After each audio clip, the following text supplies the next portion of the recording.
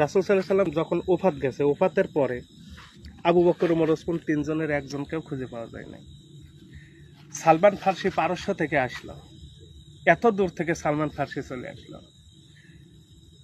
রাসূল সাল্লাল্লাহু আলাইহি সাল্লামের গুরুত্বপূর্ণ হাদিসের ভিতরে একটা হাদিস দেখতে পাই যে 3টা কাজ তাড়াতাড়ি করবেন।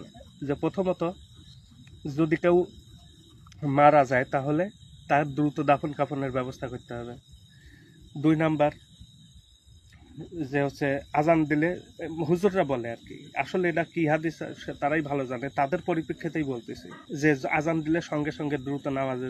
3 নাম্বার হচ্ছে ঘরে যুবতী কন্যা থাকে তাহলে তাকে দ্রুত বিয়ের ব্যবস্থা করো। তো এখন এই 3টা কাজ রাসূল নিজে মুখে বলে গেছে।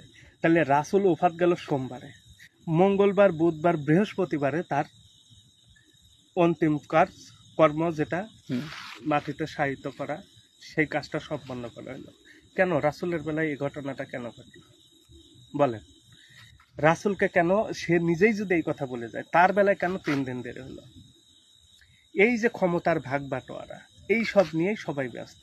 তো এখন আমার কথা হচ্ছে যে এই যে 3 দিন তাকে রাখলেন, তো রাসূলের দেহ মোবারক যদি আপনার মাটির এই নফস বের হওয়ার পরে, চলে যাওয়ার পরে যদি 3 দিন পর্যন্ত উপরে রাখা হয়, তা আমরা সাধারণ মানুষ, এটা তো আমরা সুন্নত পালনের ক্ষেত্রে 3 দিন রাখতেই পারি নাকি? তো কই, কেউ তো এ কাজ করে না। নষ্ট হয়ে যাবে স্যার, হ্যাঁ, নষ্ট হয়ে যাবে তাহলে তাড়াতাড়ি দেয়। নষ্ট হয়, পশুকে যাই হয়, যা করে তাই করে, কিন্তু আমার কথা রাসূলেরটা হয়েছে, তাহলে আমরা সাধারণ মানুষ, আমাদেরটা তো হতে হবে, তা সুন্নত পালন হবে না একটা? তো কই, এ সুন্নত কেন পালন করা হয় না? মরতে দেরি, মাটি দিতে দেরি করেন না, পয়সা যাবে, গন্ধ বেরাবে, এই জন্যে।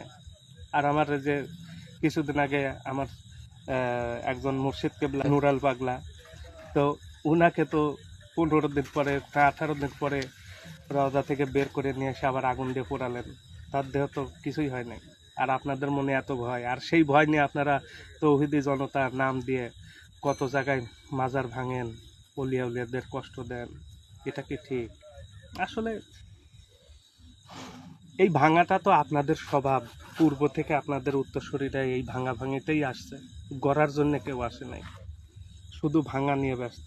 আব্দুল ওহাব নজদি, তারপরে যদি আপনি ধরেন বাদশাহ সৌদ, উনি বলল যে হচ্ছে রাসূল সাল্লাল্লাহু আলাইহি সাল্লামের রওজা কেন থাকবে, উপরে গম্বুজ রাখা যাবে না, গম্বুজটা ভেঙে ফেলেন। ভাঙার জন্য তারা কত রকমের পায়তারা শুরু করে দিল। তো সবাই তো ভাঙা ভাঙি নিয়েই ব্যস্ত, সবাই ভাঙতেছে না, ভাঙতেছে তো তাই। তার পরবর্তীতে তারই শিষ্য আসলেন আপনার হচ্ছে আবুল আলা মওদুদী, জামাত ইসলামের কিন্তু প্রতিষ্ঠাতা। রাসূলকে নিয়ে কত রকমের কটূক্তি করলো তিনি।